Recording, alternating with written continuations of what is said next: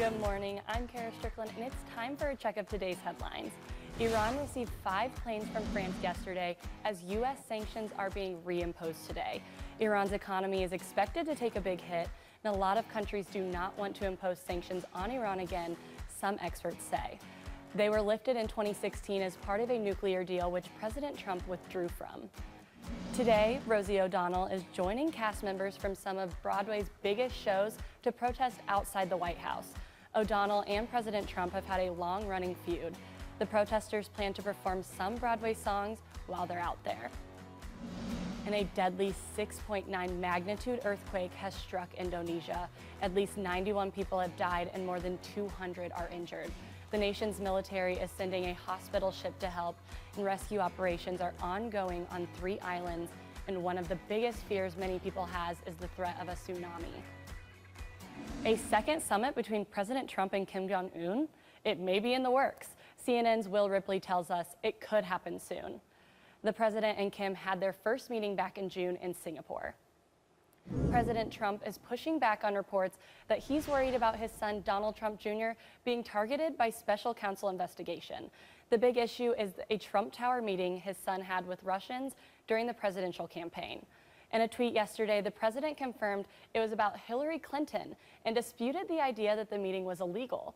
This morning, one law professor said that tweet contradicts the Trump team's initial responses.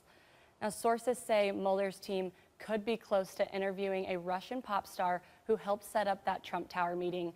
It's not clear whether that will happen. Get this, there are more than 70 wildfires burning in the West right now. Nearly a dozen states have at least one large fire. One of the biggest in Northern California is now the 4th biggest blaze in the state's history. And now even more people are having to evacuate as the flames get close in on them. So far, the Mendocino Complex fire has burned more than 400 square miles. I like to go back home, but I just hope I don't get all the way down there and then they tell us, oh, you guys can come back now.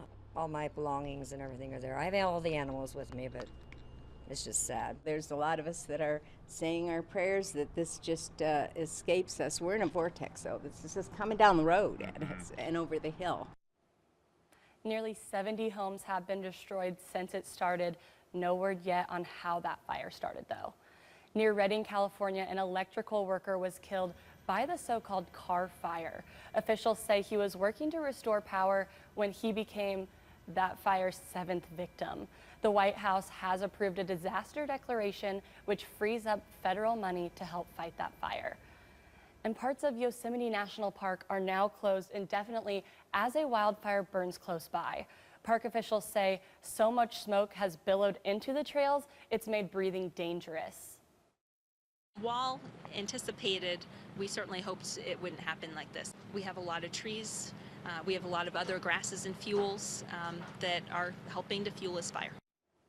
The so-called Ferguson fire sparked more than 3 weeks ago. Crews have it about 40% contained right now.